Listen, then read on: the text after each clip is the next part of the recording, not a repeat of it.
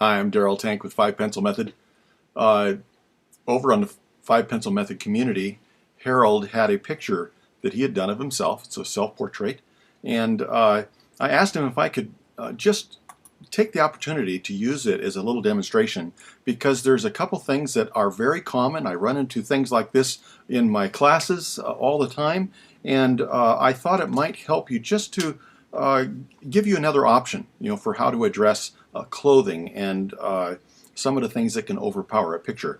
Uh, it's nice the way it is. I think there's some things that he's done very well. Look at the hair on this drawing. It's so nice. And he's got some wonderful contours. And yet, I want to point out this dark portion. Sometimes you can make it, yeah, here I'm pointing at the wrong thing.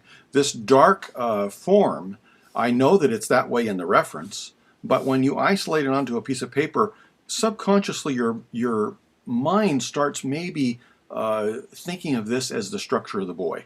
And I don't want him to have little square shoulders if I was drawing it. And I realized that if we were framing it in, it might work very well. And everybody may understand exactly what's happening here. But what I would have a tendency to do is leave it soft. This is just my habit. And so I thought maybe I could go ahead and show you what would happen if we back that way off and made it quite a bit lighter. And this is called vignetting. When you have a soft edge, you can take your drawing, and I'm doing this in Photoshop with a airbrush, and just to show you something illustrative real quick here. But you can take your dry eraser pad, and if you feel like maybe even though you didn't intend to do it, that you might very well have gotten a little dark, then you can take that dry eraser pad and you can start in the outer portions of your picture, and you can take in a circular motion, just like you're seeing me do this. I hope you can see this. As you take the circular motion of that dry eraser pad, you can just gradually come in to where you want it to start fading away. You can make it lighter and lighter and lighter, so that now you have this wonderful vignette. And it leaves it to the imagination. And the imagination is so powerful. Our minds are so powerful that it'll just go ahead and finish things in a very logical way. And then you're not stuck with, oh, I don't know what the anatomy is. Sometimes my students will not see it and they'll try to even finish the shoulder. And because they don't know anatomy, then that makes it a little bit of a conflict. But when we go ahead and do this, it brings focus back to the face. And especially when this is so dark. It is also something else that I suggest to my students, not to make things as dark as you might be tempted to. When you see a dark outfit like this, you just think, well, I better make this dark to represent that. You don't have to. I would rather go with depth. I would rather be able to show that it's a little darker underneath the collar, which I really can't do because this is dark enough. I can't show that adequately. But you know that I've talked about what's past, what's in a place where there's less light, using clean edges so that we can show that something goes way back there where it would be darker. And then there's a couple things that I wanted to go back and show you that I think can really be an advantage, and that is looking at things structurally and comparing the reference with our drawing that we're making with the straight edge and the divider. These are wonderful, handy tools, and that divider gives us an opportunity to be able to do comparative measurements. We could maybe take the edge of the nostril out to the corner of the mouth, and then we could show that this isn't much different. It looks like it's almost the same distance, maybe a little more, but maybe not as far as this. So it gives us a chance to maybe narrow some things down, and I think that's what I'm going to do. I'm going to make this a little darker so that I can just show you what would happen if the oh, this didn't work. Okay.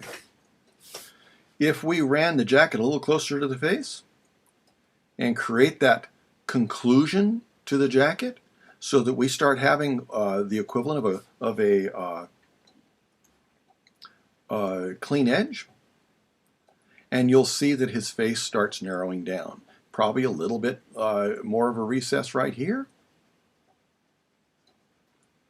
But as soon as we start doing some of these things and doing a comparative measurement, Then we start taking the fullness out of his face, maybe taking some of the weight off. Sometimes that's very important so that we don't end up with something that's disproportionate.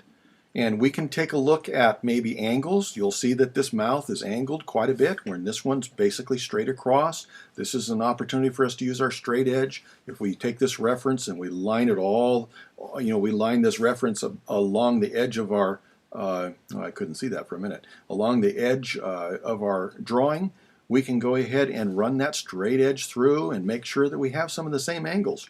And it's there for you to use. You might as well, and it will help you start lining things up so that you can make sure that maybe the ears that look a little lower in the drawing here than they are in here. Actually, the top of the ear is above the eye, where here it looks like it's even or even below the eye. And so some of those things will be great advantages for you to capture who this person is.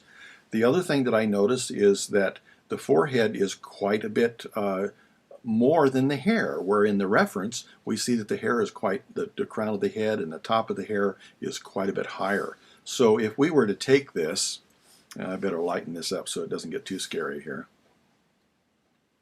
If we were to raise this, I'm just going to scribble this in here just so we can start seeing the shape of the head change. We would see that as changing the structure of the head too, and actually making his head a little bit longer so that it actually captures the structure of him a little bit better. So some of these things are just wonderful things to take advantage of, giving you good proportion, making sure that there isn't that thing that you just don't know what it is about the picture that isn't quite right. You have the tools at your disposal. You have your reference, you have your divider, and you have your straight edge. And you can do a little comparing and find out where that thing is that you're looking for and realize something needs to be adjusted.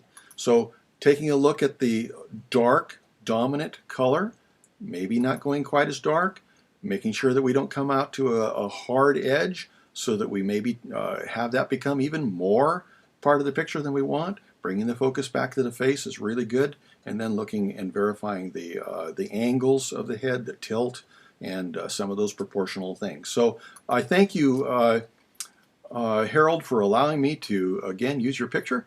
And I think you did a wonderful job. I love, again, the hair. You are going to be the hair master.